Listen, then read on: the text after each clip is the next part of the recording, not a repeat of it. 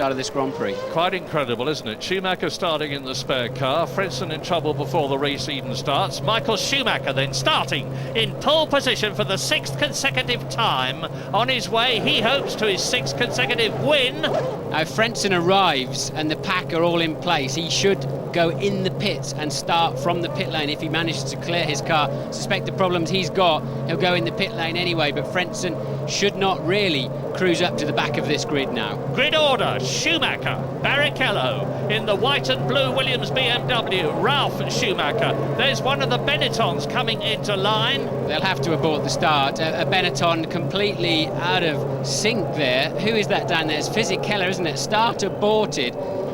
I had this back in the 80s once when somebody else took my grid slot, and Fisichella, what he's done is he's turned over to his grid slot too late. He's obviously got mixed up, expecting all the cars in front of him to go down one more line, one more box, and he's turned too late. Obviously, if he reverses, he'll be disqualified immediately. You cannot reverse on a racetrack. So Fisichella, has done the only thing he can, and that's switch it off.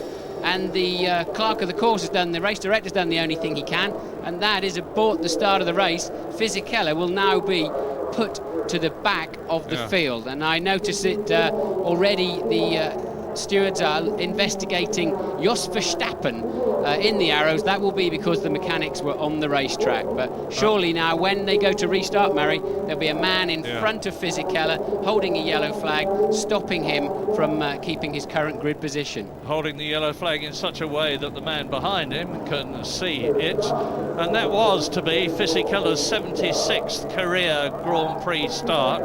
He's done that enough times before, but something unusual must have happened. Benetton have not been in the best of shape here any more than they were at Williams. This is an investment year for them with a new Renault engine and a lot of new people there, and they're on the Michelin tyres, as you can see.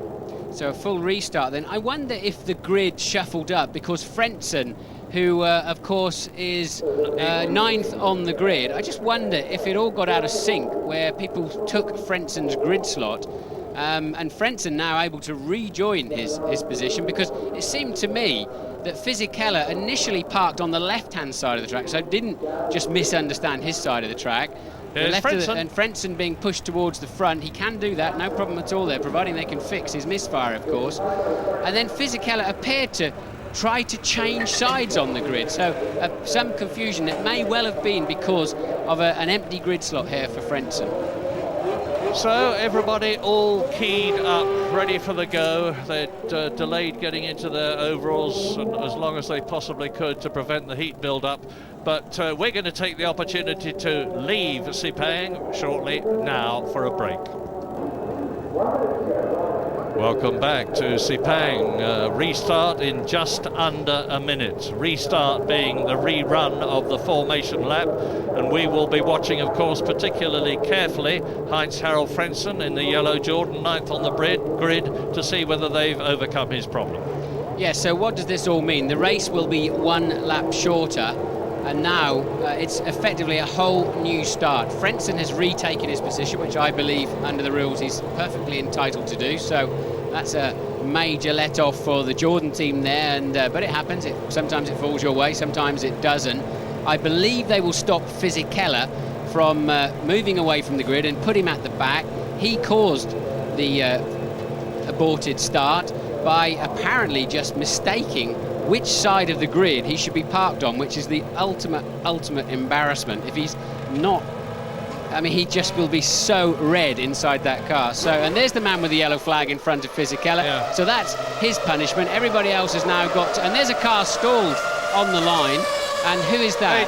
It looks like Montoya. Marquez in the... I think it's Montoya. Oh, you're right, it is Montoya.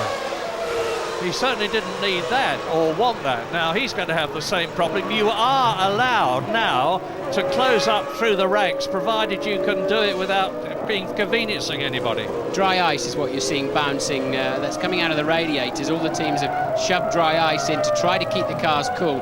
2 starts do not help them at all, and you get this kind of problem creeping in. The clutches get hot, the engines get massively hot. There's a heat soak as they sit on the grid waiting for that restart.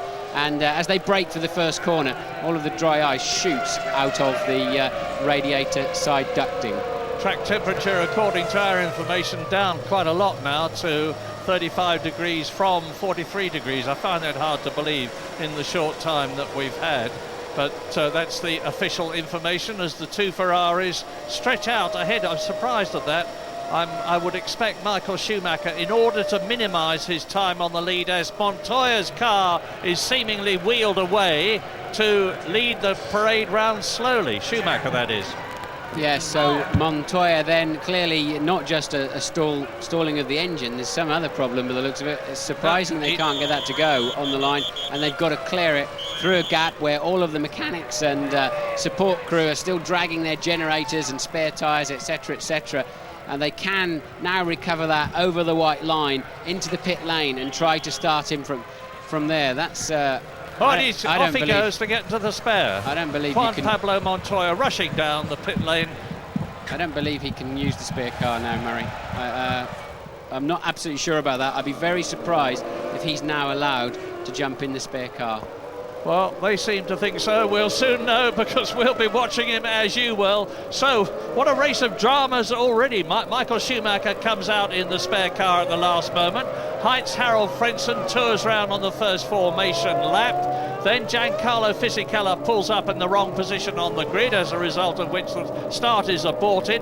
Then Juan Pablo Montoya can't get the Williams, or his people can't get the Williams started. Now, fingers crossed for a clean start this time, not for 56 laps as originally scheduled, but for 55 laps of this 3.4 mile Sepang circuit. Yes, we still think that because the race has effectively started, this counts as a lap of the race they've just done. Maybe they're hoping to get him in the car. If there's another aborted start, then they're still in the motor race. That is the only reason I can think of putting him in. 3, 4 lights, 5 lights. And it's going, Malaysia. Beautiful start by Michael Schumacher. Rubens Barrichello not so good. Coming up fast is Ralf Schumacher.